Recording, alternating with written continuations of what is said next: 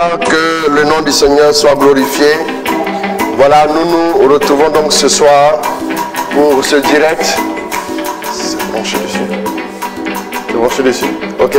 Allez, que Dieu vous bénisse. Merci de vous connecter. Merci d'inviter vos frères à nous rejoindre le plus vite possible, le maximum de personnes. Voilà. Voilà.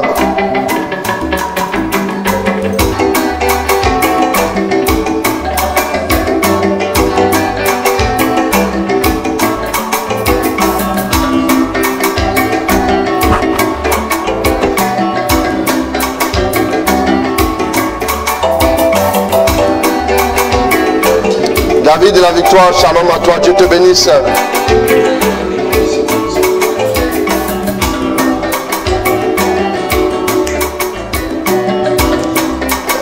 Marie Zelbé, Michel Kofi, shalom. Ta maladie est pour durer. Elisabeth Silibé, Bonnie Romuald, shalom, soyez bénis. Manifester ta vie.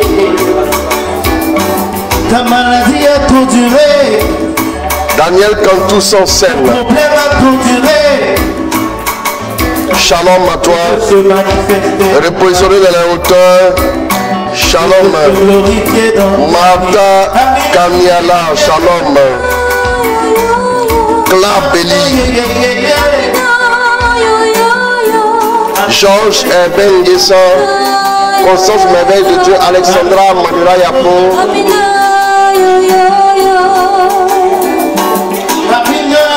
Charles Soro, bijou de Cameroun, shalom. Dieu te bénisse.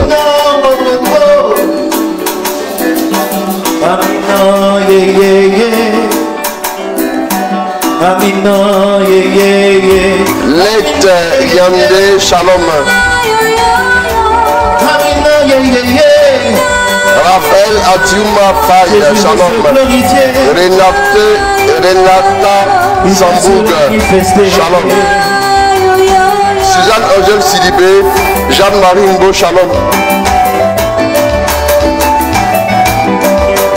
On va partager. Jean-Roland Litier, mon fils, shalom à toi.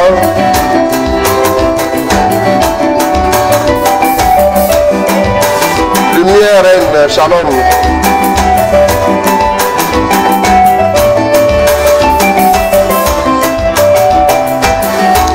Priscille Akar, Isabelle et Pilar, shalom à toi aussi.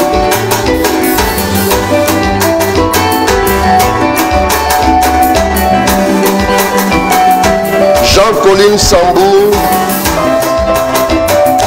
Jean-Baptiste William, Destin Olivier Kwame Asoba, shalom. Il est le révélateur de ses enfants. Ceux qui comptent sur lui ne retournent pas avec la honte. Il est Jean le Dieu Dio, de victoire. René Auguste Silibé, Il est le Dieu de puissance. Amina ye ye ye. Félix Milogo, Amina ye shalom. ye. Amina wo wo wo. Miguel Langoune, shalom à toi ma fille. Cécile Dapa, tu vas partager. On va partager au maximum.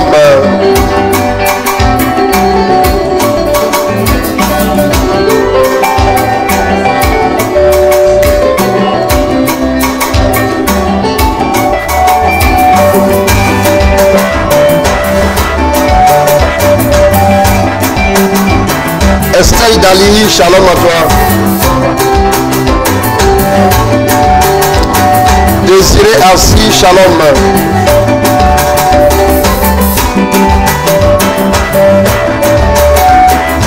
On va se connecter, puissance divine partie, shalom à toi aussi. Soyez salués, on se retrouve au fur et à mesure. Marouche Erine, Cécile Dapa, Ngessa Agnès Oura, shalom.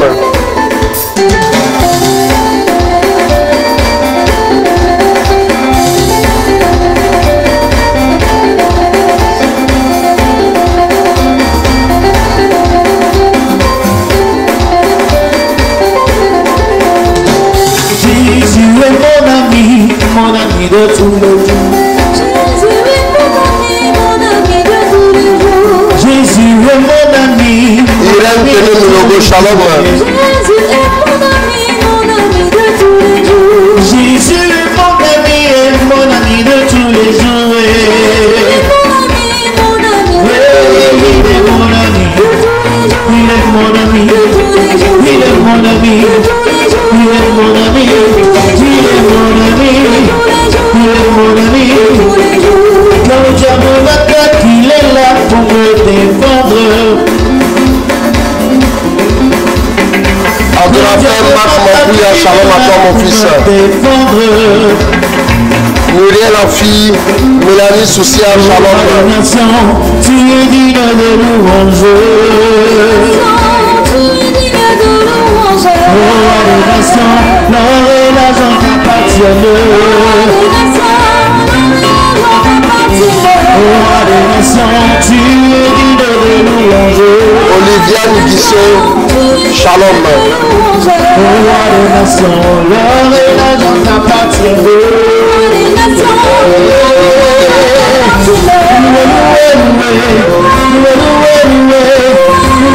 Tina Kabo, shalom à toi, Dieu te bénisse.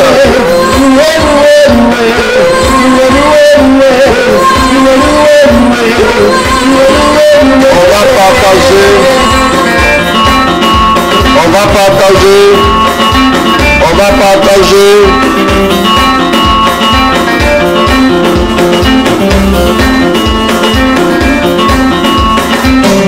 Max Elmic, shalom à toi.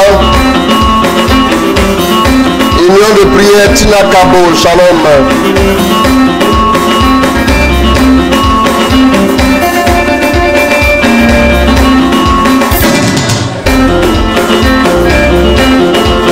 Michael Pelé, depuis la France, shalom à toi, Dieu te bénisse. Bien les choses à Karine et à toute la famille.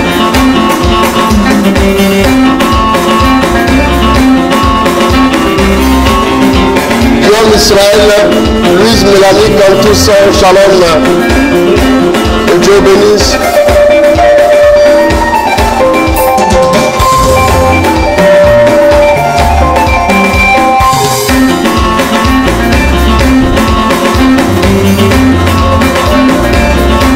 Merci François Boadi, Marie exaucée, Thérèse Apouti Gagno. Quand le diable m'attaque, il est là pour me défendre. Quand le diable m'attaque, il est là pour me défendre. Pour la pauvreté, il m'emmène à la richesse. Oh, adoration, tu es digne de louange. Oh, adoration, l'or et l'argent t'appartiennent. Oh, adoration, tu es digne de louange.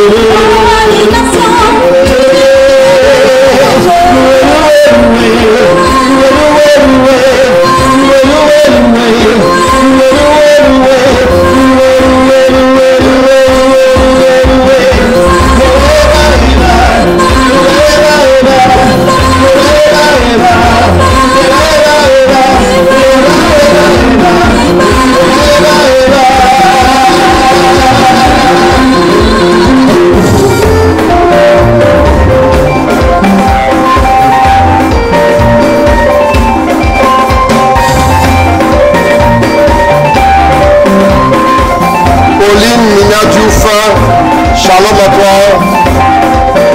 Dieu te bénisse. Dans 2 minutes, nous allons commencer. Jean-Baptiste Aoba, shalom.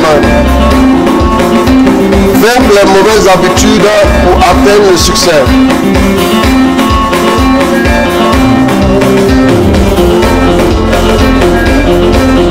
Ancien Dieu, le Seigneur,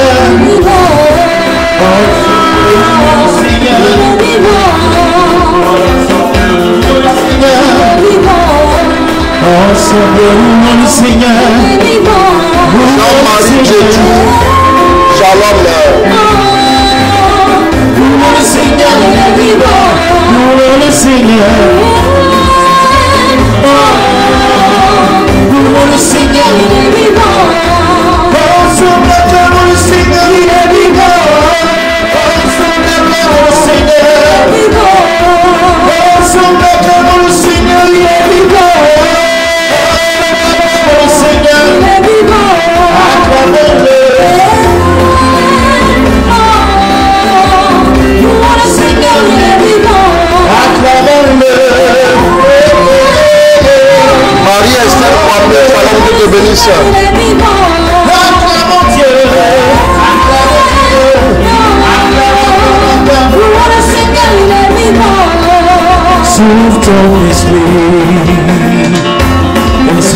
Dieu vivant. Sous ton esprit encore, esprit du Dieu vivant, sous ton esprit, esprit du Dieu vivant, sous ton esprit, alléluia, sous ton esprit Dieu, ton esprit de puissance et de gloire, sous ton esprit. André Marie Conan, shalom à toi.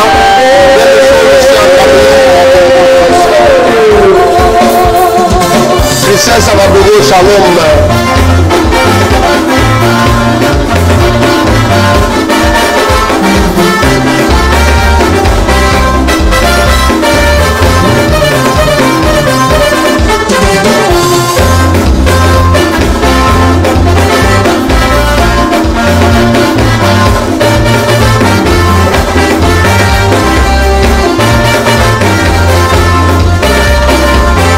Elisabeth Ndofsa, shalom.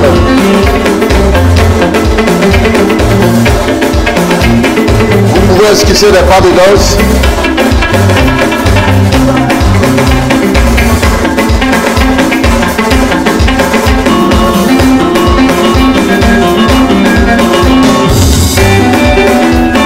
Félix Faye, shalom à toi, Dieu te bénisse.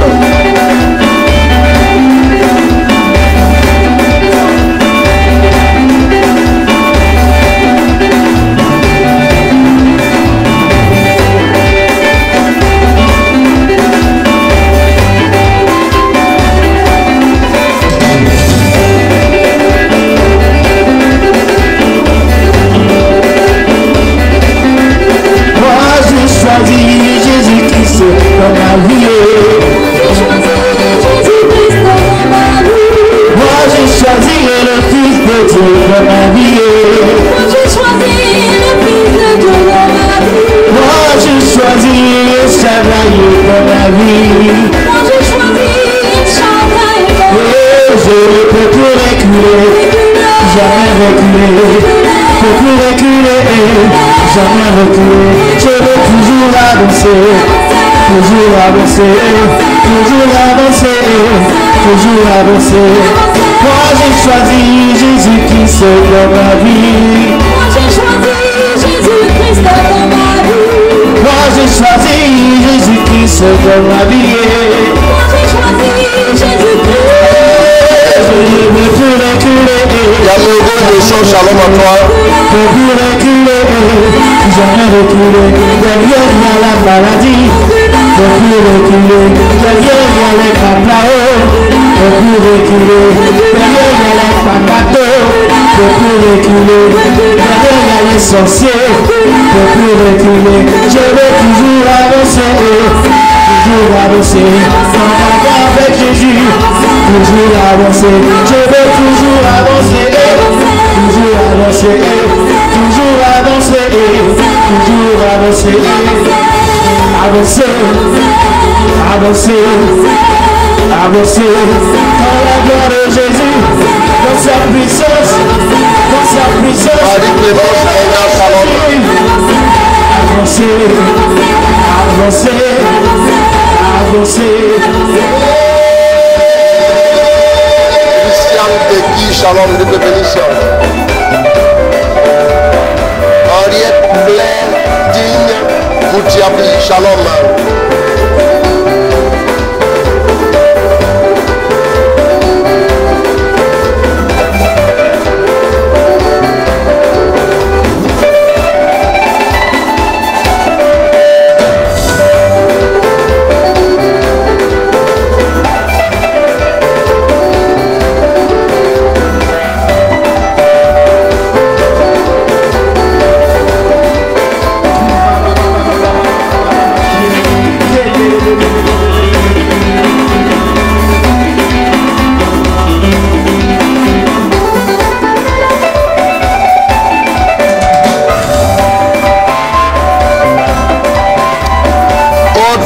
Kwasi, Karine Ngibi, shalom.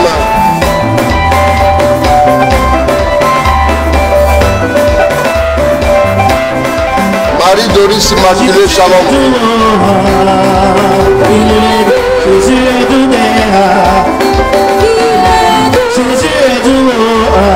Sandra Séchal, shalom à toi.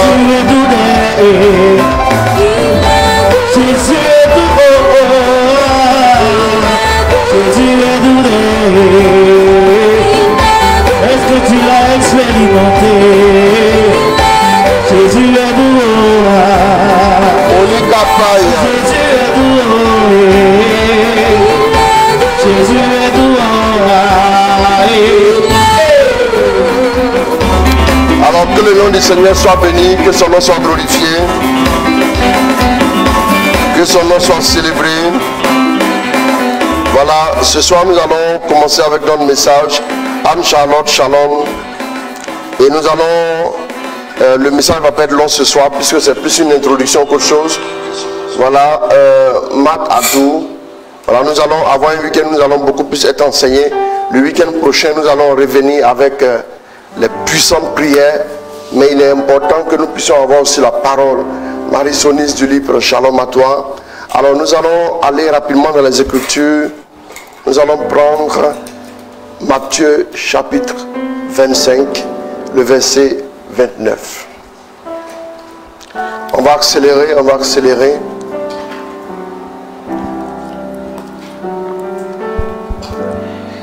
Car à tout homme qui a, l'on donnera. Tu as verset combien? 29. D'accord. Car à tout homme qui a, l'on donnera et il sera dans la surabondance.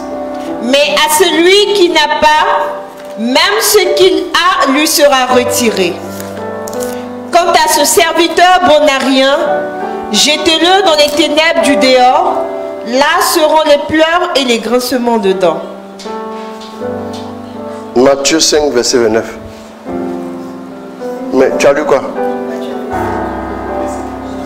Ah. Et Matthieu 5, verset 29 là. Je dis, mais c'est ma Bible là qui est différente. Matthieu 5, verset 29. Si ton œil droit entraîne ta chute, arrache-le et jette-le loin de toi. Si ton œil droit entraîne ta chute, arrache-le et jette-le loin de toi. Allons-y. Car il est préférable pour toi que périsse un seul de tes membres et que ton corps tout entier ne soit pas jeté dans la géhenne. Alors, si ton œil droit est pour toi occasion de chute, qu'est-ce qu'il faut faire? Il faut l'arracher tout simplement. Donc, Jésus ne blague pas avec les choses qui nous entraînent dans le mal, à faire ce qui ne l'honore pas. Allons-y, continue.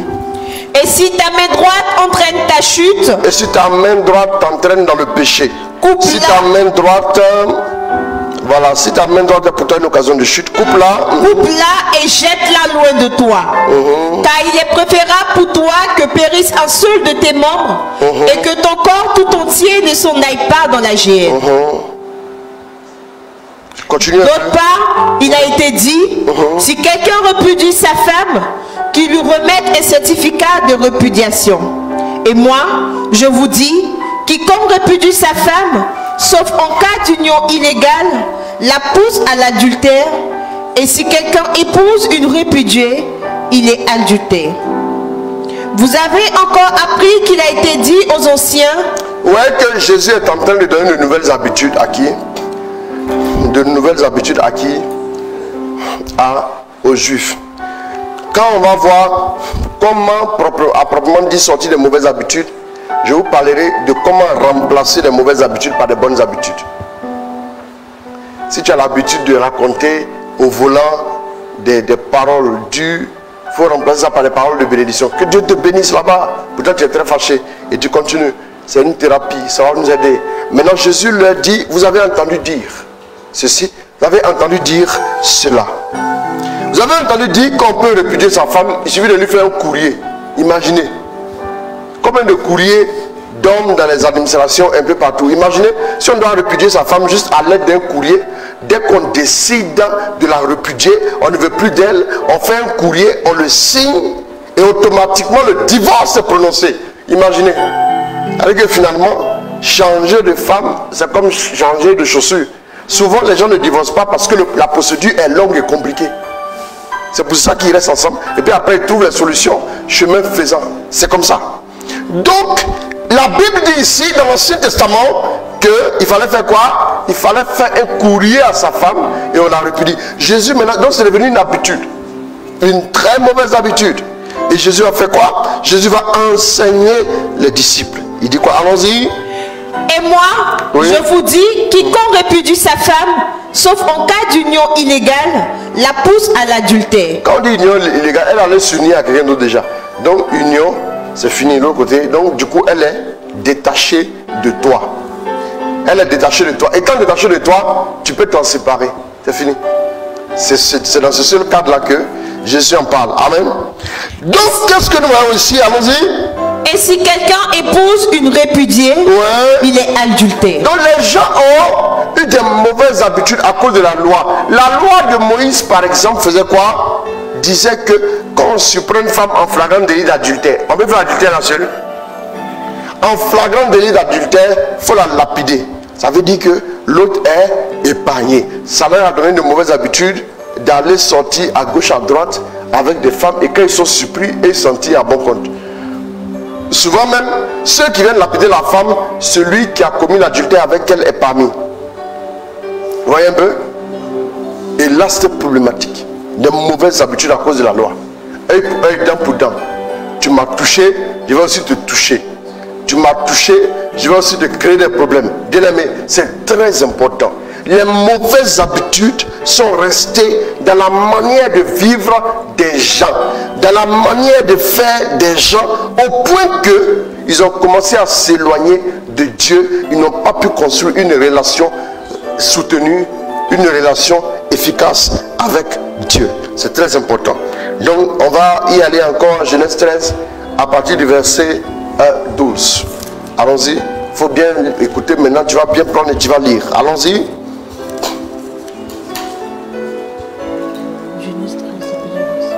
13. Oui, allons-y, tu as trouvé? Oui, verset premier. Non, j'ai dit verset 12. Abraham habita dans le pays de Canaan et Lot dans les villes du district. Celui-ci vint camper jusqu'à Sodome, dont les gens étaient des scélérats qui péchaient gravement contre le Seigneur. Le Seigneur dit à Abraham après que Lot se fut Après que Lot se fut quoi? Séparé de lui. Parce que Lot était la symbolique de ce qui est mauvaise habitude. Lot veut dire répugnant. Lot veut dire ténébreux. Il faut que Lot se sépare de toi. Il faut que tu te sépares de Lot. Ce n'est pas Lot qui va se séparer de toi. Il ne va jamais partir. C'est toi qui dois te séparer de Lot. Une mauvaise habitude ne vous quittera pas avec l'âge. Si tu es un coureur de jupons pendant que tu es jeune, si tu n'as pas traité ça vieux, tu seras un vieux coureur de jupons avec une efficacité chirurgicale, mais avec un âge avancé et des cheveux blancs. Mais tu commettras les mêmes bêtises. Je vous dis la vérité. Donc Lot doit se séparer d'Abraham. Après que Lot se fut séparé de lui, mais c'est Abraham qui a décidé de la séparation, mais pas Lot. Lot est la mauvaise habitude que tu as gardée jusqu'à aujourd'hui, au point que ta vie a du mal à évoluer. Partout où tu passes, on indexe ce côté-là. C'est répugnant. Ce qui est répugnant, excusez-moi, quelqu'un qui a marché dans des flatulences, quelque chose comme ça, et qui se met à se promener partout, l'odeur va le suivre. L'odeur te suit et tout le monde te dira que tu as mis tes pieds dans des choses qui sentent mauvais. Donc va te nettoyer et tu reviens. C'est comme ça que les mauvaises habitudes sont. Une mauvaise habitude nous fait dégager une odeur, nous sommes indexés, nous sommes perçus comme tels. L'odeur peut être connue. Ouais, c'est très important. Donc, c'est quoi les mauvaises habitudes? Jésus nous dit, si ton œil est pour toi une occasion de chute, dans ma version c'est mis occasion de chute. Occasion de chute c'est quoi? C'est une mauvaise habitude qui t'emmène à ne pas rester sur le droit chemin. Une mauvaise habitude qui te maintient dans le statu quo. Une mauvaise habitude qui te maintient toujours au même stade. La mauvaise habitude ne te quittera pas, elle ne te laissera pas partir. ne t'inquiète pas, les démons de la maison de ton père ne te laisseront pas partir. Soit tu dois les combattre et les vaincre et tu pars, ou bien ils vont te dominer et tu vas rester là. Le jour où Moïse allait dire à Pharaon, Dieu dit de laisser mon peuple sortir, Pharaon a dit bon, c'est parce qu'on n'avait pas beaucoup de jobs. Avant ils allaient chercher les briques loin pour venir construire. Avant on leur fournissait les briques pour construire les maisons. Pharaon dit c'est bon. Ils vont aller chercher les briques à des kilomètres. Ils vont venir construire les maisons et les corvées vont doubler. C'est parce que vous n'avez pas assez de boulot que vous voulez partir. Les mauvaises habitudes, Pharaon ne te laissera pas partir. Il faut que la main puissante du Seigneur te délivre, sinon tu ne partiras pas de chez Pharaon. Il ne laisse pas les gens partir. C'est à la vie, à la mort. Tant que tu es vivant, tu es son sujet. Tant que tu es vivant, il te domine. C'est très important. Les mauvaises habitudes, c'est quoi? Les mauvaises habitudes sont des habitudes que nous pratiquons et qui peuvent nuire à notre bonne communion avec les autres, à notre bonne relation avec les autres et nous empêcher ou nous ralentir dans notre course vers la destinée. Ce sont des habitudes donc que nous pratiquons régulièrement, que nous pratiquons en permanence et qui peuvent nuire à notre bonne relation avec les autres, qui peuvent nous empêcher aussi ou nous ralentir dans notre course vers la destinée. Les mauvaises habitudes sont des compagnons indésirables. Ce sont des compagnons indésirables qui peuvent aller jusqu'à saboter notre destinée, et nous rendre insupportables pour les autres. Ce sont des habitudes qui s'attachent à nous et auxquelles nous sommes aussi attachés et qui nous empêchent de vivre en harmonie avec les autres, ou bien même qui nous empêchent de vivre en harmonie avec nous-mêmes. C'est très important, ou en harmonie avec Dieu, ou en harmonie avec nos frères et nos sœurs, comme je l'ai dit tout à l'heure. Les mauvaises habitudes nous dominent au fur et à mesure et nous réduisent en esclavage. Quand elles restent dans ta vie, les mauvaises habitudes, tout doucement, elles vont tout doucement te dominer et te réduire en esclavage. Paul dira, le bien que je veux faire, je n'arrive pas à le faire. Mais le mal que je ne veux pas faire, c'est lui exactement que je fais. Ça veut dire que les mauvaises habitudes, à un moment donné, ont pris le pas sur lui, ont maintenant soumis sa volonté à quoi? À tout ce qui est mauvais. C'est très important. Donc, les mauvaises habitudes, ce sont nos penchants mauvais. Ce sont nos penchants mauvais. Ce sont nos désirs et des actes qui inclinent notre âme vers la chair ou le péché. Les mauvaises habitudes, ce sont les penchants mauvais. Ce sont nos désirs et nos actes qui inclinent notre âme vers la chair ou le péché. Notre âme vers la chair ou le péché. C'est très important. Donc voici un peu les mauvaises habitudes. Vous allez voir que les mauvaises habitudes vont peu à peu nous amener à faire des choses tout doucement qui vont soit nous éloigner de Dieu, qui vont nous éloigner des autres, ou des choses qui vont faire que nous ne pourrons pas nous épanouir dans notre vie personnelle. Les mauvaises habitudes t'empêchent de t'épanouir. Ton cœur n'est pas en paix. Tu es dans certaines choses. Tu n'arrives pas à en sortir. Tu sens que tu es constamment en difficulté. Tu essaies de prendre une bonne résolution. Quand une année commence, tu as des résolutions. Mais à un moment donné, tu as l'impression que les résolutions là étaient juste pour le 1er, le 2 et le 3 janvier. Les 3 jours de l'année ont suffi pour te voir, oui, sourire avec les bonnes résolutions. Mais très vite, la réalité t'a rattrapé, la réalité t'a ramené à la case départ. Tu es comme dans une sorte de captivité parce que les mauvaises habitudes ont fini par faire quoi? Par te dominer, tout simplement. Mais quelle est leur origine? Aujourd'hui, je vais introduire le message. Je vais pas être long, on fait une direct d'une heure, on dirait d'une heure 5, une heure 10 maximum. Et puis bon, voilà, on va s'arrêter et demain, je vais commencer maintenant à développer.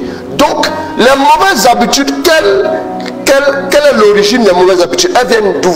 D'où viennent les mauvaises habitudes qu'on voit les gens, oui, faire, ainsi de suite? Voilà, c'est très important. Le lien a été épinglé en dessous, le lien de notre retraite. Le premier week-end, débloquer les situations difficiles. Le premier week-end du mois de mars, il va y avoir du feu. Déjà, inscrivez-vous pour la retraite. Voilà, engagez-vous. Voilà, donc vous pouvez cliquer sur le lien.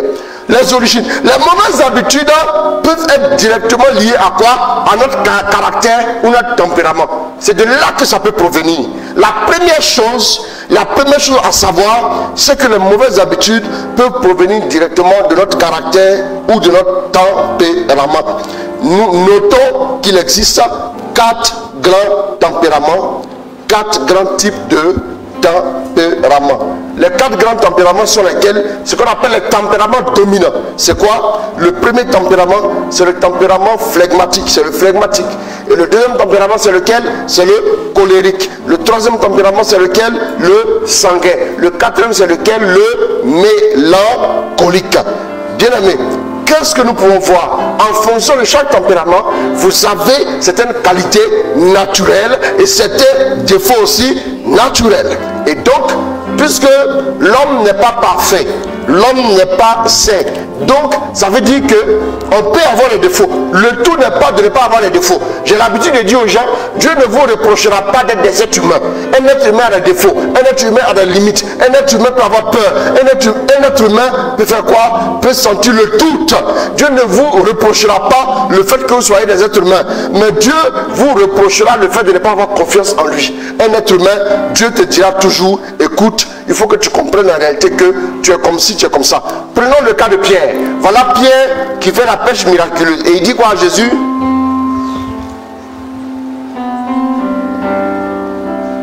Excusez-moi. Il dit à Jésus, éloigne-toi de moi parce que je suis un... Luc 5. Luc chapitre 5. Je répète Luc 5. Il ne faut pas prendre Luc quelque chose d'autre. Luc 5 à partir du verset 7. À partir du verset 7, on va lire. Il fit signe à leurs camarades de l'autre bac de venir les aider. Ceux-ci vinrent et il remplit les 2 bacs au point qu'elles s'enfonçaient. À cette vue, Simon-Pierre tomba aux genoux de Jésus en disant, Seigneur, éloigne-toi de moi, car je suis incoupable. C'est que le froid... Il dit quoi? Seigneur, éloigne-toi de moi, parce que je suis incoupable, parce que j'ai des défauts, parce que j'ai beaucoup de penchants mauvais, parce que je pratique ce qui ne te honore pas. Éloigne-toi de moi, parce que je reconnais à ta lumière qu'il y a trop de défauts dans ma vie. Allons-y. L'effroi l'avait saisi. Le froid l'avait saisi. Lui et tous ceux qui étaient avec lui. Lui et tous ceux qui étaient avec lui. Devant la quantité de poissons qu'ils avaient. Devant la quantité de poissons qu'ils avaient. Amen. Jésus a dit quoi? De même, Jacques et fils de Zébédée, qui étaient les compagnons de Simon, Jésus dit à Simon, sois sans crainte. Sois sans crainte. Désormais, ce sont des hommes que tu auras à capturer. Désormais, ce sont des hommes que tu auras à capturer. Ça veut dire que Dieu ne travaille pas avec des hommes parfaits. À la base, Dieu ne travaille pas avec des hommes parfaits. Retenez ça. Dieu ne travaille pas avec des hommes parfaits. Si tu as des défauts, c'est la preuve que tu es un être humain. Si tu as de mauvaises habitudes, c'est la preuve que tu es un être humain. Maintenant, se plaire dans le mal, se plaire dans les mauvaises habitudes, c'est ce qui est maintenant diabolique. Ouais. Non, moi, ils me connaissent. Quand ils s'amusent, moi, je les ramasse. Je les mets à leur place. Je les parle mal. Certains même vont dire quoi? Je vais donner pour eux. Moi, vous me connaissez, non? Quand ils commencent pour moi, là, vous ne pourrez pas ici. Voilà des choses, comment des gens parlent. Moi, ma bouche ne porte pas caleçon. Il y a des gens qui parlent comme ça, non? Ta bouche ne porte pas caleçon. Bientôt, tu vas voir la diarrhée que ta bouche va faire. Amen. Dieu ne marche pas avec des personnes parfaites. Paul n'était pas parfait. Pierre n'était pas parfait. Abraham n'était pas parfait. Parce que tu n'es pas parfait, Dieu t'appelle pour que tu viennes à lui. Les parfaits là sont au ciel. Dieu n'a plus besoin de les appeler. Ce que tu dois comprendre, c'est que quand Dieu s'approche de toi, quand la lumière de Dieu brille dans ta vie, automatiquement, qu'est-ce que tu vois? Tu vois tes défauts, tu vois tes faiblesses, et là tu trouves à Dieu pour que le changement maintenant commence. Isaïe 6, les mots sont rapidement. Isaïe 6, c'est pas compliqué à trouver. Court, allons-y. Donc, vous devez savoir que Pierre a découvert qu'il était rempli de péché quand Jésus a fait quoi? Quand Jésus lui a donné de manifester la pêche miraculeuse. Bien aimé, Dieu, quand tu viens vers nous, Dieu sait que nous avons des défauts. Écoutez-moi bien. Dieu sait que toi et moi, nous avons des défauts. Dieu te connaît, Dieu me connaît. Dieu sait, il connaît dans tous les détails nos faiblesses. Mais quand Dieu t'appelle, tu penses que c'est parce que tu n'as pas de défauts. Et quand tu viens à lui, tu penses que tu es mieux que les autres. Tu es pareil à celui qui a été humilié parce qu'on l'a surpris en flagrant délit de quelque chose. Tu es pareil à celui qu'on a pris la main dans le sac. Mais ta particularité, toi, c'est qu'en venant à Dieu, tu découvres ta faiblesse. Et quand tu découvres ta faiblesse, Dieu peut maintenant demander ton autorisation afin de se manifester dans ta vie pour te délivrer, pour te sauver, pour te restaurer, pour te rétablir, afin que tu puisses jouir de ses bénédictions. Regardons tous ceux qui doivent commencer à servir Dieu. Dieu va leur montrer leurs faiblesses. Dieu va leur montrer leurs penchants mauvais. Dieu va leur parler. Dieu va révéler à leur âme la réalité et la vérité de ce qu'ils sont. Moi je dis, dis-moi que tu marches avec Dieu. Et si tu me dis, je vais te demander quels sont tes défauts. Si tu n'es pas capable de retrouver toi-même tes défauts. Parce que j'ai voulu prêcher ce midi, mais j'étais allé, voilà, pour un truc, je ne suis pas inquiet. J'allais juste pour une consultation. Donc j'ai pas vite fini. Voilà, après là il fallait donc ça fait que j'ai pas fini. Je voulais parler de en toute chose, garde ta lucidité. Garde ta lucidité. Bien aimé, la lucidité t'oblige à faire quoi?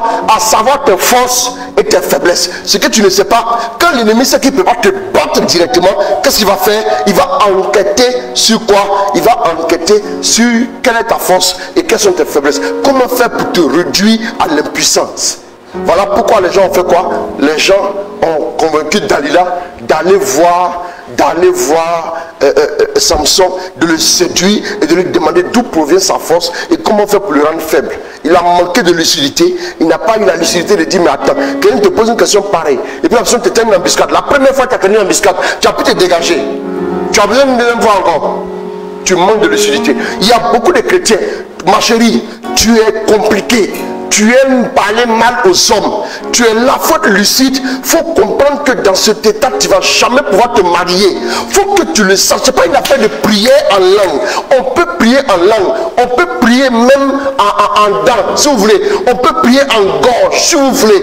Mais tu n'auras pas de résultat. Écoute, la lucidité, c'est d'avoir un esprit clair pour voir ce qu'il faut faire, pour comprendre, apprécier les choses à leur juste valeur. En 1 Samuel 30, David à Tchilag, lorsqu'il est arrivé, et il a vu quoi? Il a vu que tout ce qui lui appartenait avait été pris. Sa ville avait été rasée. Reste sur Isaïe 6. La ville avait été rasée. La Bible dit David a pleuré jusqu'à... Il n'avait même plus de force pour pleurer. Et les gens parlaient de le lapider. Il était désespéré, blessé. Il était dans le désespoir total. Mais la Bible dit qu'il s'est quand même levé. Il a pris courage. Il s'est quand même levé. Il a demandé à qui? Il a demandé au prêtre. Est-ce que je peux consulter le Seigneur? Il a eu la lucidité. C'est ça la lucidité. Frère, quand Dieu t'appelle, il faut être lucide. Il faut être lucide. Beaucoup de gens pensent que la grâce annule la faiblesse. La grâce n'enlève pas ta faiblesse. La grâce n'annule pas la faiblesse. Si tu aimais Placali chaud, quand tu es converti, tu vas aimer Placali chaud. Si tu aimais les femmes claires, quand tu es converti, les femmes claires vont toujours te faire sourire comme un idiot. Oui, c'est comme ça. Ça marche comme ça. C'est toujours comme ça. Amen. Il faut que tu comprennes ça. Maintenant, c'est à toi de travailler pour ne pas que ce qui est comme le commencement d'une faiblesse devienne maintenant une mauvaise habitude. Tu as l'habitude maintenant de convoiter. C'est pas bon. C'est pas bon. Ça va pas t'honorer. Isaïe 6. Allons-y. L'année de mort du roi Osias. L'année de la mort du roi Osias. Je vis le Seigneur assis sur un trône. Je vis le Seigneur assis sur un trône très élevé. Allons-y. Sa traîne remplissait le temple. Sa traîne remplissait le temple. Des séraphins se tenaient au-dessus de lui. Des séraphins se tenaient au-dessus de lui. Ils avaient chacun 6 ailes. 2 pour se couvrir le visage. 2 ailes pour se couvrir le visage. 2 pour se couvrir les pieds. 2 pour se couvrir les pieds. Et 2 pour voler. Et 2 ailes pour faire quoi? Pour voler. Voler pendant la mission. La mission, c'est 1/3 du temps. Donc 2 ailes pour se couvrir le visage. On est en adoration. 2 ailes pour se couvrir les pieds. Maintenant 2 ailes pendant la mission. Si 6 ailes, on prend 2 pendant la mission. Le temps que tu passes en mission doit être le tiers du temps que tu passes le tiers du temps que tu passes entièrement dans la présence de Dieu. Si vous voulez, les 2 tiers de ton temps doit être dans la présence de Dieu. Si vous voulez, pratiquement la moitié du temps que tu passes en présence de Dieu. Nous qui avons fait un peu de mathématiques, on comprend. Tout simplement parce qu'on a 2 tiers. 2 tiers sur les 3 parties. Si vous prenez par exemple 1 heure, vous avez 20 minutes, 20 minutes, 20 minutes. Ça veut dire en réalité, si dans les 20 minutes, tu as 20 minutes en mission, 40 minutes en prière. Voilà pourquoi je dis que le temps que tu passes en prière doit être le double du temps que tu passes en mission. C'est ce que ça veut dire. C'est ce que ça veut dire. Et ils avaient 2 ailes seulement pour voler. Mais les 4, c'est là pour l'adoration. L'adoration. Bien aimé. Dans l'adoration, Dieu va te scanner de la tête jusqu'aux pieds. Couvrez le visage, couvrez les pieds. Allons-y. Ils se criaient l'un à l'autre. Ils se criaient l'un à l'autre. Saint, Saint, Saint, le Seigneur le Tout-Puissant. Le Seigneur le Tout-Puissant. Sa gloire remplit toute la terre. Tout à fait. Les pivots des portes se mirent à trembler à la voix de celui qui criait. Les pivots des temples se mirent à trembler à la voix de celui qui criait. Et le temple se remplissait de fumée. C'est la gloire de Dieu qui a commencé à remplir le temple. Allons-y rapidement. Je dis alors. Je dis alors. Malheur à moi. Malheur à moi. Je suis perdu. Je suis perdu. Car je suis un homme aux lèvres impures. J'habite au milieu d'un peuple impur. Voilà, Dieu appelle toujours des gens faibles, des gens qui ont des défauts. Donc ne pense pas que parlant des mauvaises habitudes, ça veut dire que tu n'es pas guérissable. Non, ça veut dire que Dieu ne fera rien pour toi. Non, les mauvaises habitudes, quand nous en prenons conscience, nous demandons la grâce à Dieu pour en sortir. Et Dieu a fait quoi? Quand il s'est approché de Dieu, Dieu a fait quoi? Allons-y. Aux lèvres impures. J'habite au milieu des peuples aux lèvres impures et mes yeux ont vu le roi, le Seigneur le Tout-Puissant. Allons-y. L'un des séraphins volait avec moi, tenant dans sa main une trèfle. Allons-y. Il avait prise avec des pinces sur l'autel. Ils m'ont touché à la bouche et dit, dès lors que ceci a touché tes lèvres, ta faute est écartée. Ta faute est écartée. Ton péché est effacé. Ton péché est effacé. Donc le but de Dieu, c'est de prendre des personnes fragiles, des personnes comme moi, des personnes comme vous, des personnes fragiles avec des mauvaises habitudes afin de les transformer pour travailler. Pierre a pensé après qu'il a commencé à marcher avec Jésus qu'il était devenu saint. Il dit tout le monde va t'abandonner mais moi je ne t'abandonnerai pas. Il a appris ça à ses dépens et nous savons la suite. La suite appartient à l'histoire. Maintenant, j'ai dit que les mauvaises habitudes proviennent des tempéraments et de quoi? Proviennent du caractère et des tempéraments. Le caractère d'un tempérament que j'ai cité, le flegmatique et puis le colérique, n'ont pas le même caractère. Le sanguin et le mélancolique n'ont pas le même caractère. Prenons l'exemple du flegmatique. Le flegmatique a pour qualité, il est fidèle, il est attachant, il est diplomate et puis il est conciliant. Il est conciliant. Voilà. Vous avez affaire à un flegmatique. Le flegmatique, vous allez voir que c'est quelqu'un qui va toujours concilier. Il ne va jamais vouloir la division. Il est quelqu'un qui va toujours s'asseoir à la table des négociations autant qu'il faudra. Ça, c'est le flegmatique. Maintenant, son défaut, c'est qu'il est indécis. Il est indécis. Et puis, il est quoi? Il est peureux. Il est indécis. Il est peureux. Voilà pourquoi Abraham était flegmatique. Abraham va prendre l'autre avec lui. Comme il est un peu peureux, il va prendre l'autre avec lui pour l'accompagner. Au cas où c'est compliqué, l'autre peut courir pour aller avertir tout le monde. Un exemple de flegmatique était Abraham. Abraham ne voulait pas d'histoire. Il a dit à l'autre, si, bon, comme il est indéniable qu'on est obligé de se séparer, alors si tu prends le nord, moi je prends le sud. Si tu prends le côté gauche, moi je prends le côté droit. Choisis ton côté et moi après toi. Je te laisse l'honneur. C'est très important. Abraham, le flegmatique aussi, c'est un homme d'engagement. Quand il s'engage, il reste fidèle. On n'a pas donné toutes les qualités ici, mais il reste fidèle. Abraham est resté fidèle à Dieu, même quand il était sur le point de sacrifier son fils. Le colérique, maintenant, le colérique, si vous voulez, je peux passer d'abord par le mélancolique, parce qu'on va prendre un personnage aussi du mélancolique. Le mélancolique, il a quoi comme qualité? Il a le sens du sacrifice. Je vous ai dit que le flegmatique a la mauvaise habitude de faire quoi? D'être indécis et d'être peureux. Il a la mauvaise habitude. Donc quand il faut prendre une décision, lui il traîne les pas. Donc c'est une mauvaise habitude que Dieu va corriger à son niveau. Dieu va corriger à son niveau pour l'aider à devenir un excellent serviteur de Dieu. Le mélancolique, il a le sens du sacrifice comme qualité. Il recherche la perfection. C'est quelqu'un qui aime ce qui est bon, qui recherche la perfection. Il a le sens du sacrifice. Il s'est sacrifié pour les autres. C'était le cas de qui? C'est le cas de Moïse. Moïse a dit à Dieu, si tu ne peux pas pardonner au peuple, enlève mon nom du livre de vie. Il a le sens du sacrifice. Moïse insistait pour que le peuple soit bien.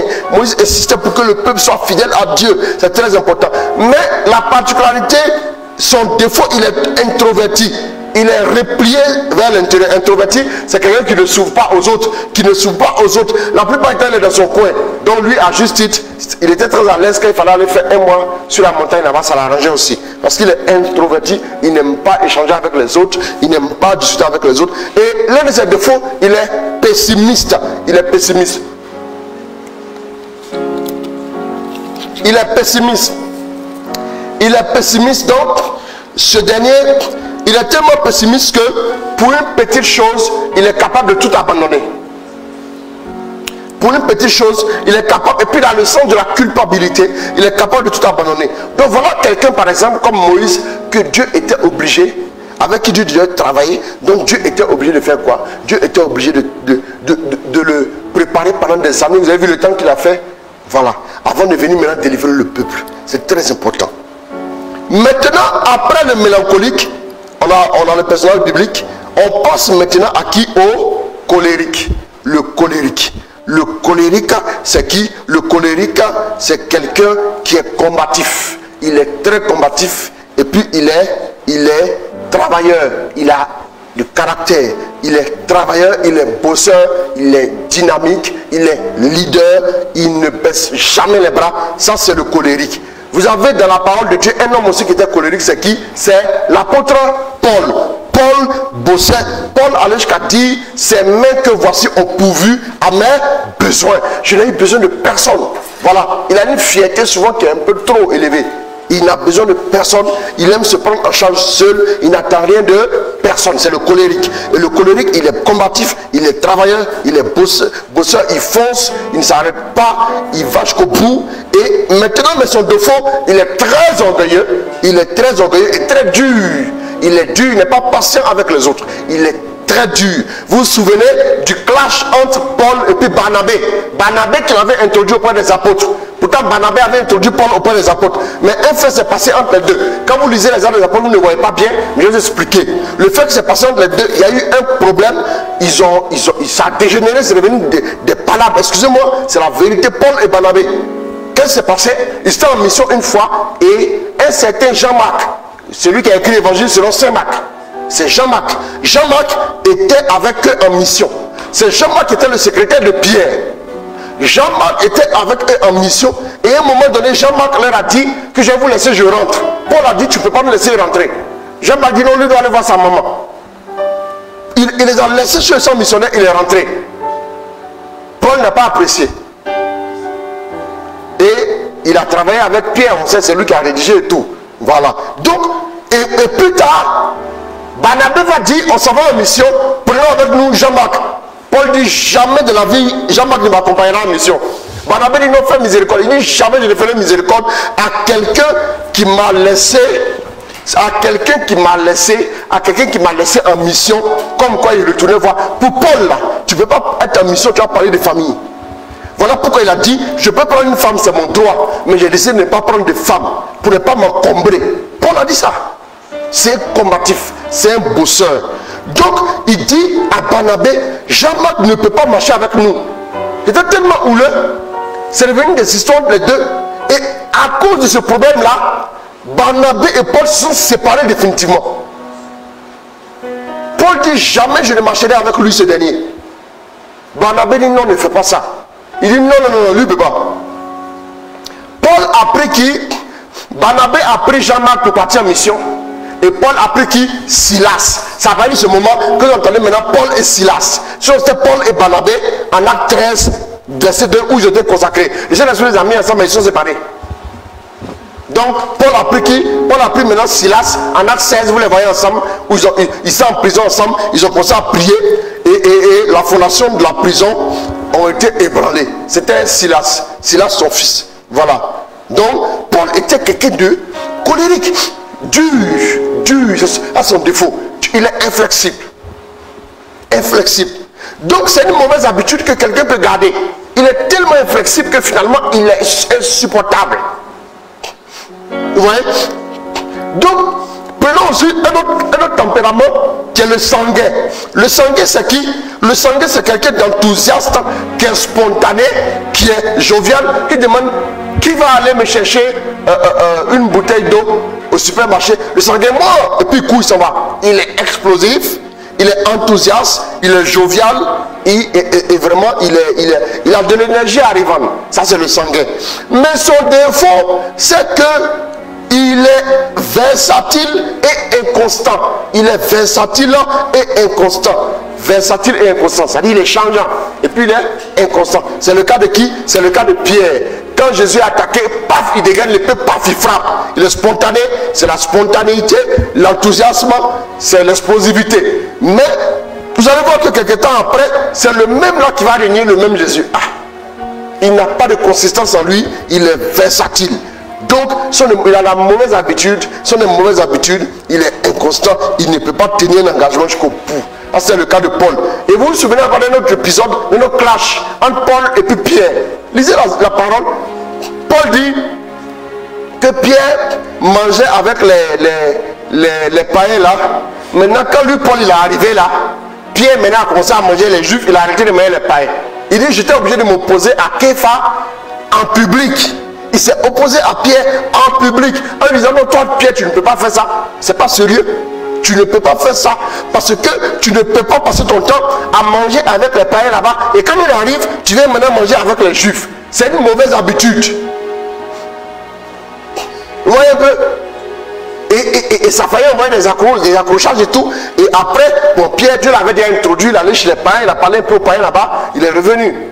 Voilà. Mais le véritable ministère auprès des païens était confié à qui? Était confié à Paul. Paul, parce que Paul avait du caractère, il était dur, il était fort. Donc ils ont beau tenter de le corrompre, ça ne marche pas. Mais Pierre pouvait se laisser amadouer parce qu'il était comme ça.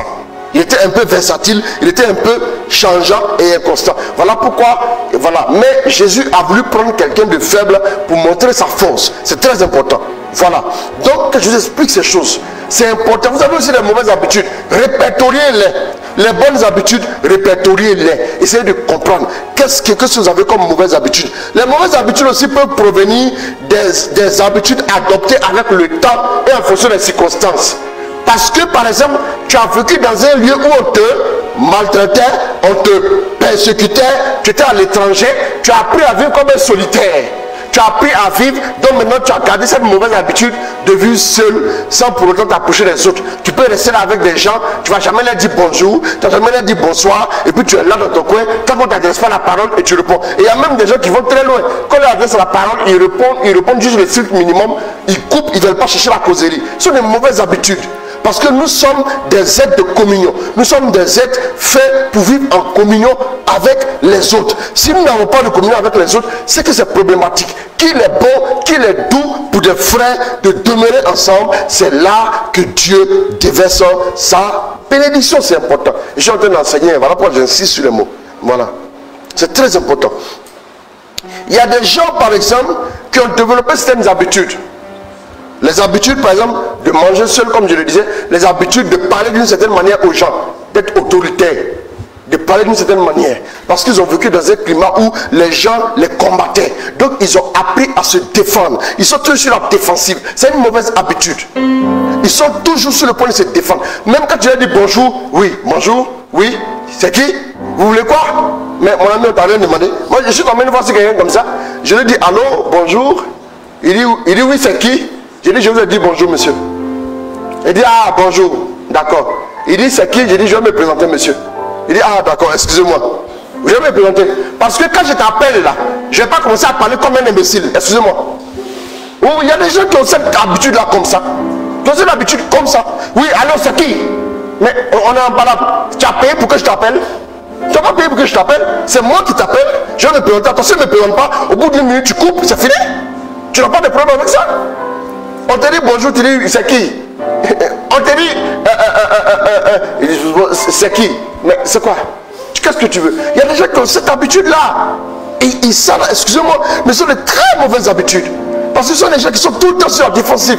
Ils ont tellement eu la contradiction. Ils ont tellement été contrariés. Ils ont tellement été blessés qu'ils sont maintenant sur la défensive. Quand tu les appelles, quand le portable sonne, quand il décoche automatiquement, il est sur le qui-vive. Oui, vous voulez quoi? Vous voulez quoi? Tu me donnes à manger ou bien? Il te dit bonjour, il faut répondre d'abord. Si tu ne réponds pas, je vais raccrocher. Ça, c'est la bonne éducation basique. Il faut apprendre. Il faut apprendre. Si tu es occupé, dis excusez-moi, je suis occupé, je vais vous laisser, on te laisse. Mais quand tu as le temps, tu décroches. Sinon, c'est pas comme ça. C'est très important. Ne permettez pas aux mauvaises habitudes de s'installer en vous. Je vais en parler plus bas. Sinon, vous n'allez jamais en sortir et vous allez briser, vous allez réfréner. Il y a une personne, excusez-moi, je vais taire le nom de la personne et c'est une personne vraiment qui est tue. J'ai appelé la personne parce que les gens m'ont appelé pour me demander que je puisse. On m'a même demandé pardon d'aider la personne. On m'a même demandé pardon. J'ai dit j'ai pas le temps. Et puis vraiment, excusez-moi, mais je n'avais pas prévu ça. Parce que j'avais prévu aider d'autres personnes. J'ai d'aider la personne. J'ai dit ok, je vais voir ce que je peux faire. Je prends mon téléphone, j'appelle la personne. Allô? Oui. Je commence à parler à la personne. Bon voilà, c'est par rapport à un truc. Bon, c'est vrai que j'ai un peu bousculé, mais j'ai tout fait pour passer vous voir, vous apporter mon soutien. D'abord, avant de ça, j'ai parlé d'abord, oui, voilà, j'ai commencé à me présenter un peu. Bon, oui, moi je ne vous connais pas, donc c'est normal que je puisse commencer à me méfier. Ah, est-ce que moi je suis en train d'agresser au téléphone? J'ai raccroché, j'ai appelé la personne pour dire, je me suis peut-être trompé de personne, mais il faut lui dire que je reste dans mon coin. On n'est pas obligé. Mais la personne après appelle pour se confondre en excuses. Et demande pardon, je me confonds en excuses. Je dois travailler sur moi, mais je reconnais que je dois travailler sur moi. Après, c'est pas joli. Je dois travailler sur moi. Tu ne connais pas quelqu'un. Doucement. C'est comme ça que les gens ont fermé la porte aux bienfaiteurs de leur vie. Parce qu'ils étaient excédés. Ils ont l'habitude de parler aux gens. C'est ton téléphone, c'est vrai. Mais tu n'es pas obligé de décrocher. Dès que tu décroches, tu as quelqu'un au bout de la ligne. Compose avec une autre personne. Vas-y doucement. Elle m'a encore supplié de la dire. Non, moi, elle c'est pas là. J'ai appelé, puis quelqu'un va venir faire, on dirait, c'est sérieux. Moi-même, je n'ai pas le temps. Moi-même, c'est parce que c'est toi, tu es de ma famille là, que moi j'ai pris mon téléphone pour appeler ça là. Dans mon truc là, il y a une petite commission sociale dedans qui peut gérer ça. C'est même pas moi-même, on va pour ça même. En toute humilité, c'est pas moi, on va pour ça. Il y a d'autres personnes, vous les voyez, ils vont gérer ça, vous. Ça va même pas remonter à mon niveau. Mais si moi j'ai pris sur moi de le faire, il faut avoir quand même un peu de trucs. Ah non, vraiment, non. Après qu'elle a vu la personne, je n'ai même pas fait la remarque. Il a dit, bon, j'ai pas trop compris, il a souri avec ça. Et la personne était assez confondue. Ça ne sert à rien. Les mauvaises habitudes vont vous faire perdre beaucoup de bénédictions, beaucoup de faveurs. Oui. Il y a des gens qui sont impatients. Il y a des gens qui sont tellement impatients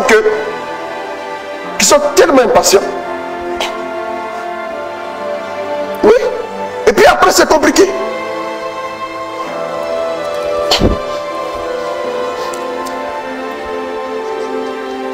En fonction, c'est pas parce que tu as été blessé.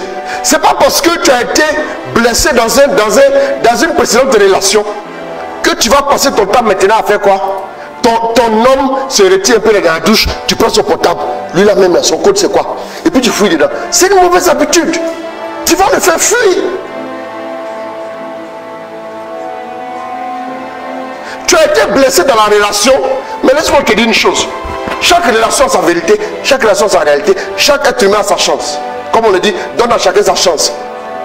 Ne va pas forcément épier les gens, et écraser les gens. Les gens, tu as fini par faire quoi? Tu as fini par briser des bonnes relations qui étaient censées te conduire là où tu voulais.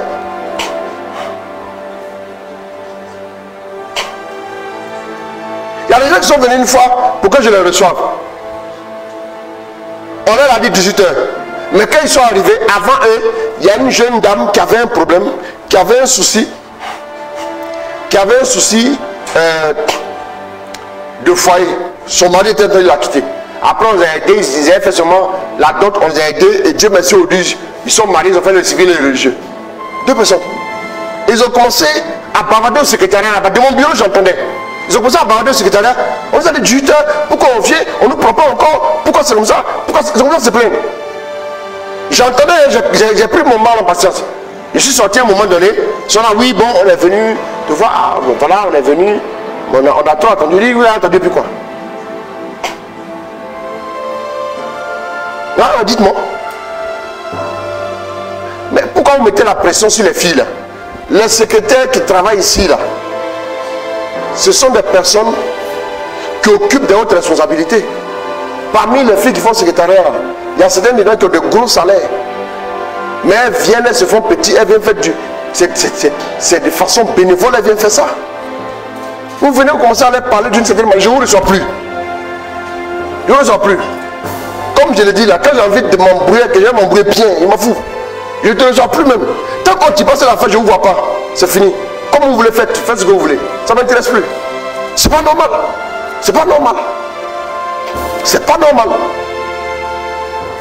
Et oui, parce qu'il y a des gens comme ça, eux ils sont comme ça. Quand ils arrivent là, 1 minute de plus n'attendra pas. Tu ne peux pas attendre, tu dégages. Tu dégages. Tu dégages, tu me fous la paix. Mais chez moi ici, tu ne viendras pas me marcher dessus. Ce n'est pas au nom de la musique que tu es toléré. Je te recadre bien puis te mets dehors. Propre. Avant de te mettre dehors, je vais bien te recadrer. Puis tu as sorti. Sans, je ne vais même pas cligner des yeux. Je vais te recadrer propre. Il y a des gens qui pensent que leurs mauvaises habitudes, ils vont exporter ça partout pour pourrir la vie aux gens. Tu n'es pas obligé de venir. C'est pas normal.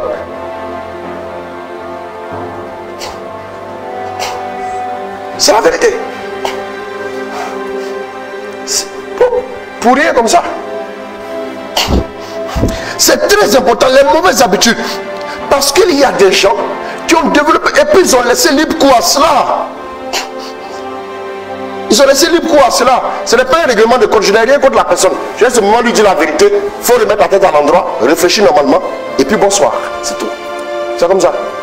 Mais souvent aussi, il faut aider les gens. Hein. Les gens pensent qu'aider les gens, c'est dire je ferme les yeux bêtement et puis je prie bêtement pour lui. C'est pas ça aider les gens. Il y a des moments où il faut lui dire que faut t'asseoir un peu, il faut réfléchir. Il y a des moments où il faut dire ça. Jésus a dit aux gens, race vipère en genre de vipère. Il les a recadrés. Oui, oui. Ils ont regardé Jésus et dit, toi là. Il y a des gens qui n'aiment pas entendre la vérité. Si tu as quelques mauvaises habitudes, par exemple l'orgueil, la paresse, la rancune, la procrastination, le fait de devoir toujours remettre au lendemain des choses qu'on doit faire, on remet au lendemain, on remet au lendemain, on remet au lendemain. C'est une très mauvaise habitude.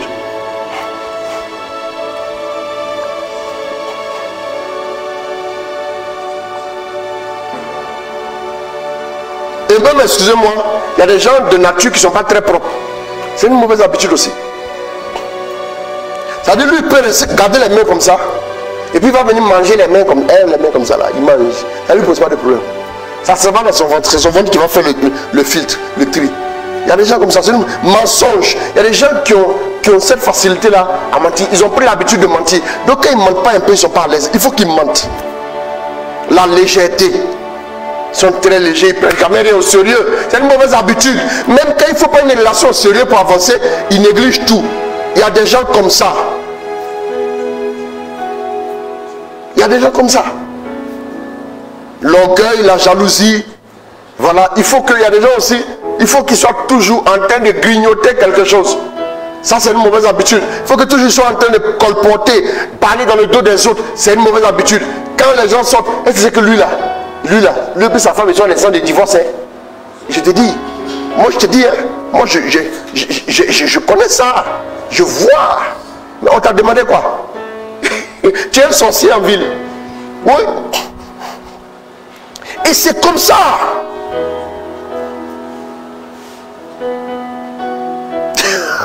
Yeah. Ma fille Daniel 4 sur scène. Non. Il y a des gens qui se prennent pour la projection orthogonale de Dieu sur terre. Ouais, que Dieu te bénisse avec mention. Dans un repère orthogonal OIJ. Ouais, Dieu te bénisse. C'est très important. Merci beaucoup mon fils David. La négligence. La négligence. Il y a des gens qui sont négligents. Il y a des femmes qui peuvent laisser le riz au feu et négliger le riz au feu jusqu'à ce que le riz soit cramé. Négligent. Il néglige tout. On lui donne un travail à faire. Il est tellement négligent. Voilà pourquoi il y a des gens qu'on a renvoyés de cette société parce qu'ils sont négligents. Ils sont négligents. On me parlait d'une dame comme ça qui est dans une société mais qui est tellement négligente qu'après elle ne suit pas bien les dossiers et après ça lui retombe dessus. Le boss a dit, ben, je vais te limoger. C'est très important. La négligence. On peut citer tellement de péchés. La gourmandise. L'individualisme. L'individualisme notoire. Il y a des gens, non. Vous voyez souvent dans certains quartiers, il y a des gens qui disent ben, bonjour à personne. Bonjour à personne. Lui, il n'y a personne qui mérite son bonjour. Parce que lui, il est au ciel et ses pieds sont sur la terre pour marcher. C'est-à-dire, comme on dit, long John. Et ça, il est long, grand. Il est au ciel et puis ses pieds sont sur la terre. Il ne salue personne.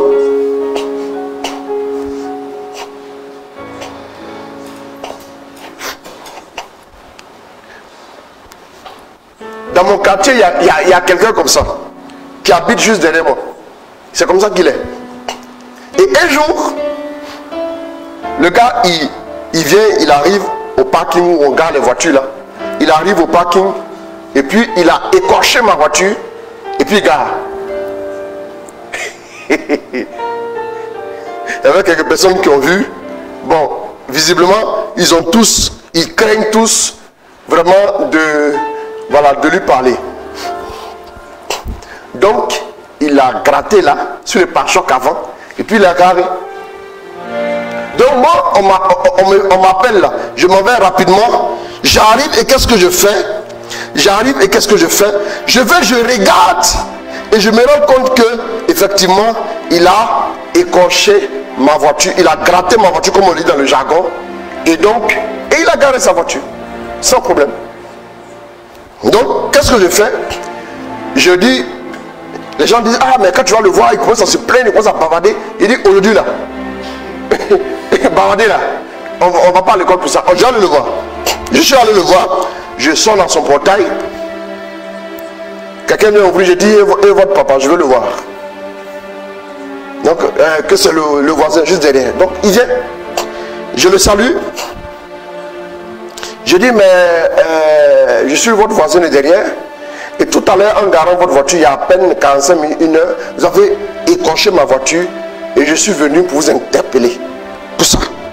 Maintenant, j'ai commencé à le fixer. J'attendais maintenant qu'il puisse péter un câble. Et puis, j'ai débranché tous mes câbles dans ma tête. Et puis, voilà, on va, oui. Et puis, je débranche tous les câbles d'alimentation là. Et puis, j'éteins tout. Et puis, voilà, il n'y a pas de problème. C'est ce que j'attendais. Amen. Ancien palabreux. Je déborde tout et puis on commence. Amen. Donc je lui ai dit, je suis venu vous interpeller. Que vous auriez pu au moins venir sonner à mon portail. Et puis bon, vous me dites que voilà ce qu'il y a. Qu'est-ce qu'on fait? Ah non, vraiment, j'ai pas fait attention. Quand je suis venu, je garais ma manœuvre, si, ça. Il a raconté pas mal de choses. Et puis à un moment donné, il me dit, ben, bon, si vous voulez, je peux payer la réparation. J'ai dit, non, c'est pas pour ça que je suis venu. Et je ne suis pas venu pour ça. Je ne suis pas venu pour que vous puissiez me payer la réparation. Ça, c'est une réparation que je peux faire, il n'y a pas de problème. Je ne suis pas venu pour ça. Mais au moins, pour le bon voisinage, il était important que vous puissiez me le signifier. Et je viens regarder, je dis, non, il n'y a rien dans nos voisins et tout, il n'y a pas de souci. Ah, d'accord, d'accord. Sinon, je m'excuse. Voilà, je m'excuse. Ok, c'est fini, c'est bon. C'est fini. Non, moi je ne peux pas écorcher la voiture de quelqu'un et puis j'ai rentré chez moi, je m'en fous. Non, quand même là, un peu de décence, c'est pas normal. Même si ce n'est pas quelque chose pour lequel on va faire constat. Non. Non, c'est pas comme ça. Vous voyez, il y a des gens comme ça, c'est une mauvaise habitude. Et à la longue, il y a un monsieur comme ça dans le même quartier. Il y a un autre comme ça de l'autre côté. Lui, il tire sur tout le monde. Il tire sur tout le monde. Là où la loi, alors là, quelqu'un était en train de laver ma voiture et il vient dire à la personne, pourquoi tu verses beaucoup d'eau? Comme si quand il pleut, l'eau reste au ciel. L'eau reste sur le coin. Oui. Mais vous voyez, il y a des gens comme ça. Donc le monsieur, lui, il insulte tout le monde là. Il l'insulte comme ça à découvert. Hein. Et lui, un jour, ce monsieur, il arrive chez lui, en marchant avant de rentrer chez lui, il titube et puis il tombe, il perd connaissance devant son propre portail. Il perd connaissance devant son propre portail. Maintenant, c'est ceux qui venaient d'engueuler là, qui sont venus rapidement, qui l'ont pris. Et la maman de celui qui l'a engueulé, et il a engueulé aussi la maman, elle a été infirmière. Donc les premières choses à faire là, ils ont fait. Et puis ils l'ont pris, ils sont rentrés avec lui dans la maison. Ils l'ont assisté, ils ont appelé sa fille pour qu'elle vienne. Ils sont restés avec lui jusqu'à ce que sa fille vienne. Et vraiment, et après, bon, après tu te relèves là, tu es bien portant, maintenant tu as honte. Parce que tu as insulté les gens et c'est eux qui sont venus quand tu as perdu connaissance. Vous voyez que ça là, est-ce qu'on a... C'est pas une leçon. Attention aux mauvaises habitudes. Ne vous mettez pas dans votre cocon pour penser que les autres sont tous inférieurs à vous. Il y a des gens qui sont grands et importants, mais vous n'allez jamais savoir qui le sont. Ils sont toujours humbles. Ils passent toujours en faisant profil bas pour qu'ils peuvent vous payer même. Les mauvaises habitudes. Ce monsieur-là, si les gens voulaient réagir comme lui, il serait peut-être mort. C'est très important. Comment les mauvaises habitudes agissent? Je vais dire un petit mot dessus et puis je vais m'arrêter là pour ce soir. Ça vous permet de réfléchir et puis demain on va continuer. Les mauvaises habitudes apportent une sorte de consolation malsaine à notre âme. Par exemple, quand quelqu'un n'a pas envie de parler aux autres, il reste, je reste dans mon coin, je n'ai pas affaire à vous. Donc c'est une sorte de consolation qu'il a dans son âme. À cause de quoi? À cause de souvent une défaillance. À cause de quoi? À cause d'une blessure ou d'un manque qu'il a dans son âme qui fait qu'il se replie sur lui-même. David dit, mon âme, pourquoi te replies sur toi-même? Dans la solution, on parlera de ça. Retrouve le repos, car Dieu t'a fait du bien. Faut s'éduquer à sortir de notre mélancolie, de notre spleen. C'est très important.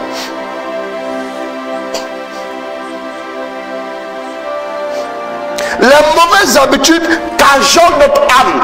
Les mauvaises, je l'ai bien savonné. Voilà. Oh, je l'ai bien savonné. Les mauvaises habitudes cajolent notre âme. L'âme, c'est comme un enfant. L'âme, c'est comme un enfant. Les mauvaises habitudes piègent notre âme. C'est très important. Les mauvaises habitudes cajolent notre âme en lui donnant le plaisir d'assouvir ses désirs. J'ai envie d'insulter quelqu'un, je l'insulte. J'ai envie non, il faut pouvoir se retenir. Sinon les mauvaises habitudes, et plus vous les pratiquez, plus elles ont un impact sur vous.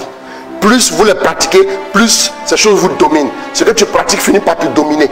Ce que tu pratiques finit par te dominer. C'est très important. Si vous donnez libre cours à ces mauvaises habitudes-là, vous allez finir par être écrasé et dominé par cela.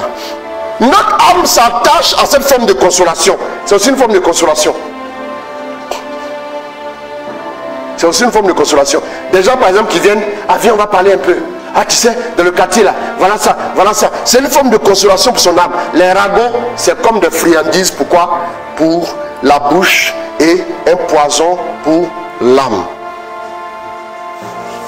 Les mauvaises habitudes ont deux facettes. La première facette, c'est la facette de la jouissance de l'âme et de la chair. La deuxième facette, c'est un bon goût pour la chair. Mais la deuxième facette, c'est quoi? C'est la facette du venin pour notre vie spirituelle qui va pourrir notre vie, envenimer notre vie.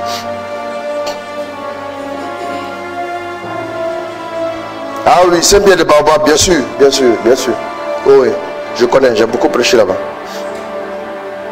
notre âme s'attache à cette forme de consolation et se retrouve dans une zone de confort. Il y a des gens par exemple qui sont des acheteurs compulsifs, c'est ça non? Quand il a un petit manque, il va acheter des choses, des cadeaux, il va acheter des trucs et puis il ramasse, il achète. C'est une mauvaise habitude. C'est comme ça que des gens, quand ils se sentent seuls, ils se masturbent. Quand ils sont seuls, ils se masturbent. C'est une mauvaise habitude. Et après, vous êtes emprisonné, vous ne pouvez plus en sortir. Demain, on va commencer à parler de comment en sortir.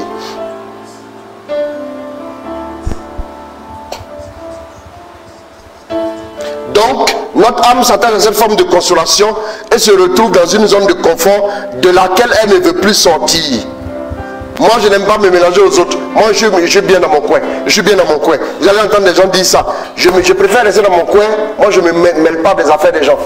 C'est en réalité parce qu'il a fini par trouver en cela une zone de confort qui ne va pas le construire. Le jour où il faudra aller maintenant vers une personne parce que c'est bon pour sa destinée, tu seras maintenant bloqué.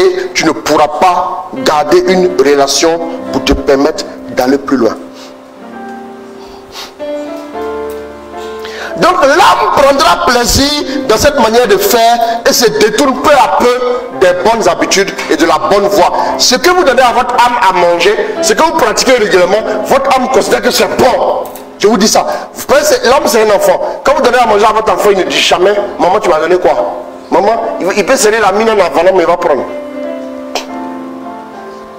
L'âme prend plaisir. L'âme prend plaisir. Ce que vous pratiquez, votre âme s'attache fermement à cela. Donc nous sommes désormais englués dans une routine qui ne nous quitte plus. Et nous avons du mal. Nous sommes englués comme embourbés et nous ne pouvons plus en sortir. À partir de ce moment maintenant, nous sommes dominés et nous sommes maintenant réduits à l'esclavage. Je vais voir, mais on parlera demain de l'impact des mauvaises habitudes sur notre destinée. Et puis maintenant, comment faire pour briser cette spirale et en sortir. Demain, on va commencer à parler de ça. Et dimanche, on va faire une apothéose riche en couleurs. Nous allons prier pour vous. Comme dimanche, on va beaucoup plus prier. Demain, on va beaucoup plus enseigner. Et puis dimanche, pour vous aider par rapport à vos mauvaises habitudes et tout. Tout le monde en a. Et ça, nous devons nous éduquer maintenant à en sortir. Maintenant, voilà. Ok.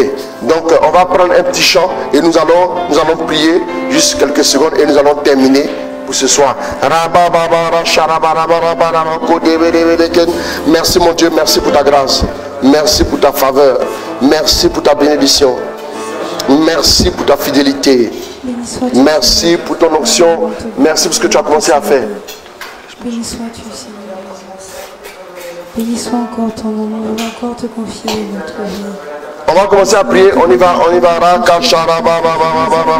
Merci mon Dieu pour ta grâce. Merci mon Dieu pour ta fidélité. Merci mon Dieu pour ta faveur. Merci mon Dieu pour ta présence. Merci pour ce que tu as commencé à faire dans nos vies. Que ton nom soit glorifié. Que ton nom soit célébré. Que ton nom soit honoré. Que ton nom soit glorifié. Encore et encore, merci. Rassasie-nous de ta présence. Fais quelque chose.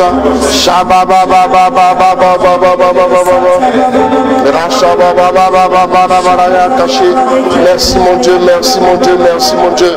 Oh, tu vas commencer à prier. Tu vas commencer à présenter à Dieu cette habitude qui t'empêche d'avancer. Cette habitude dont tout le monde parle. Ce que tout le monde te reproche. Ce que tout le monde dit en t'indexant. Maintenant même, commence à prier. Commence à élever la voix. Commence à prier. Commence à prier. Commence à prier. Merci mon Dieu pour ta grâce. Merci pour la délivrance que tu m'apportes. Merci parce que tu me relèves de mes emportements, de mes chutes et tout. Merci pour ta grâce. Merci pour ta faveur. Merci pour ta fidélité. Merci pour ton regard de miséricorde sur ma vie. Comme à Pierre tu as dit, viens, je ferai de toi un pécheur d'homme. Désormais tu nous appelles pour de grandes choses, pour faire des choses selon ton cœur, au nom de Jésus. Mon cœur, dans toute sa profondeur, mon désir le plus ardent est de te plaire. Je veux être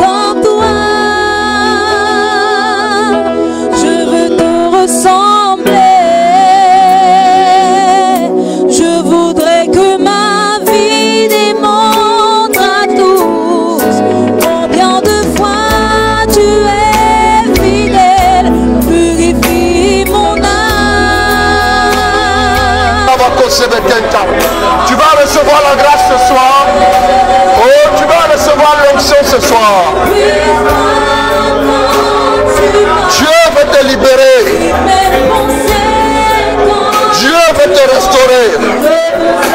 Dieu veut faire de toi un allié, un ami, un pécheur d'homme.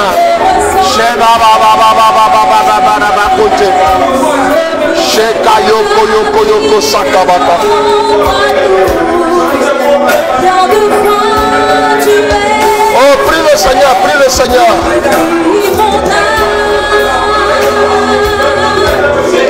La grâce est relâchée. Dieu va te rejoindre ce soir. Dieu va changer ton histoire. Dieu va casser cette spirale. Dieu va te restaurer de tes chutes, de tes penchants mauvais. Maintenant, commence à prier, commence à offrir à Dieu tout ce que tu vis comme combat, tout ce que tu vis comme situation,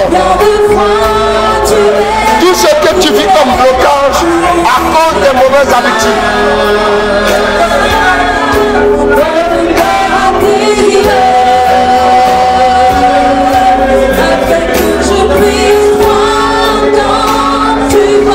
Maintenant même, Seigneur, fais quelque chose. Répands ta grâce, répands ta puissance.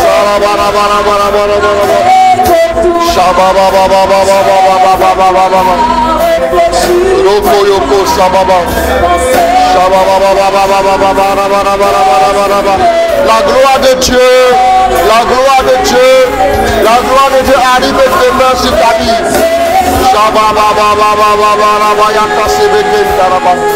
Quelque chose doit se passer dans ta vie. Quelque chose doit changer dans ta vie. Le Seigneur est en train de restaurer. Sa grâce est relâchée dans ta vie. Oh, merci mon Dieu. Fais-le. Fais-le pour tes enfants. Rejoins-les. Visite-les. Touche-les. Que ta faveur leur soit donnée. Que ta puissance soit relâchée dans leur vie. Au nom de Jésus. Touche-les. Touche-les cœur.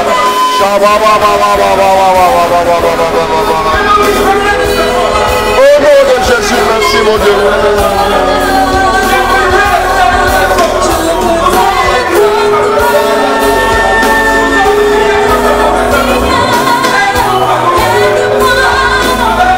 Demande la grâce à Dieu. Demande la grâce à Dieu. Il peut le faire pour toi. Il peut le faire dans ta vie. Il peut le faire pour ta destinée. On prie maintenant.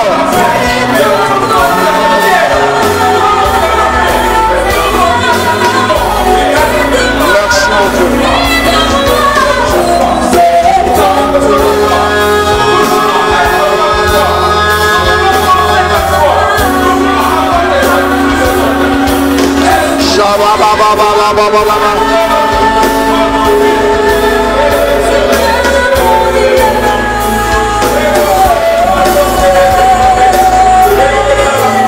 Amen. Le Seigneur est en train de rejoindre plusieurs personnes. Pour toi, tu ne sais pas pourquoi, mais tu as cette tendance à facilement baisser les bras. C'est une mauvaise habitude. Ça dit, il suffit déjà que quelque chose commence à devenir, baisse un peu le piano. Il suffit déjà que quelque chose commence à devenir un peu compliqué, que tout de suite, tu commences déjà à baisser les bras, à tout de suite commencer à te plaindre. Il y a une personne pour toi, c'est la récrimination. Tu passes ton temps à récriminer. Ça veut dire que tu te plains, tu es très très grognon. Tu es tout le temps en train de te plaindre. Il suffit que les choses ne se passent pas comme tu le prévois, tu te plains tout de suite. Il y a une personne pour qui, toi, tu ne supportes pas de voir les autres heureux. Quand tu les vois heureux ou heureuses, qu'est-ce que tu fais? Tout de suite, tu te retrouves, tu te replies toi-même. Tu dis bon, c'est bon, tu ne veux pas déranger les autres. Moi, je n'aime pas déranger. Derrière moi, je n'aime pas déranger là. Il y a en réalité une mauvaise habitude de forcément vouloir que ce soit toujours toi qui sois à la page. Tu n'aimes pas voir les autres heureux. La nonchalance, quelqu'un parle de la nonchalance. Il y a des gens qui prennent leur temps pour tout faire. C'est-à-dire lui, même quand on est pressé, tu auras l'impression même que c'est chez lui que la chose va se passer. Tu auras l'impression que c'est lui qui contrôle tout. Pourtant, ils ne savent jamais se hâter. Effectivement, il y a la nonchalance sur certaines personnes aussi. Dieu veut vous délivrer. Il y a deux personnes qui qui n'aiment pas se mélanger aux autres, comme on le dit. J'utilise cette phrase-là. Il y a des gens qui aiment rester toujours dans leur coin. Ils n'aiment pas visiter les autres, ils n'aiment pas que les autres les visitent. Et puis ils pensent que tout va bien. Voilà. C'est une mauvaise habitude. Il y a des gens aussi qui ont tellement été habitués. En étant célibataires, ils ont été, je vois 2 ou 3 hommes comme ça, qui sont concernés. Ils ont été célibataires, ils ont eu tellement des amitiés, ils ont vécu les grandes années de la fac et tout. Donc même mariés, ils ont la mauvaise habitude de toujours sortir, de prioriser les amis à la famille. C'est une très mauvaise habitude. C'est une très mauvaise habitude. Ce soir, tu reçois la grâce. Maintenant même, la main du Seigneur se pose sur toi. Au nom de Jésus, tu es délivré. Au nom de Jésus. Merci Saint-Esprit. Merci pour ta grâce. Merci pour ta bénédiction. Nous allons prendre rapidement les intentions.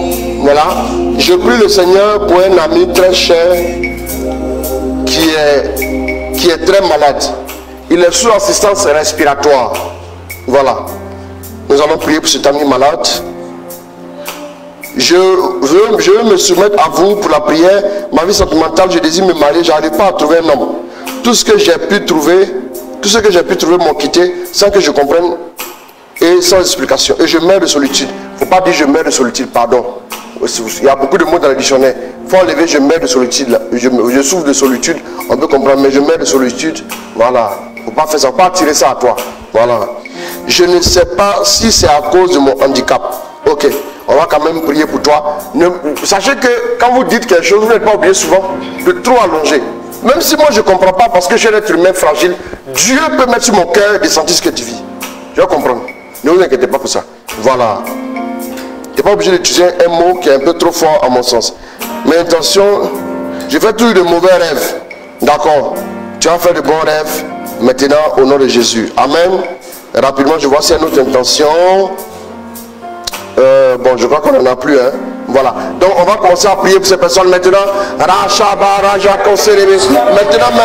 Maintenant même, j'envoie la grâce. Je commande à la grâce de vous rejoindre. Là où vous êtes, recevez la grâce. Recevez la grâce. Au nom de Jésus, recevez la faveur. Recevez l'onction. Recevez la délivrance. Recevez la restauration. Recevez la faveur de Dieu dans le nom de notre Seigneur Jésus. Makato yoko sababa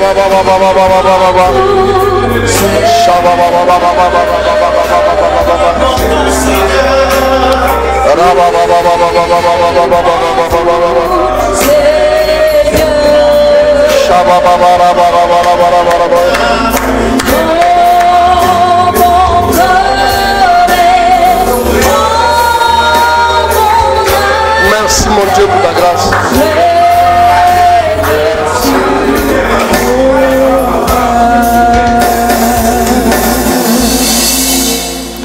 Nous voulons dire merci à Dieu pour sa grâce.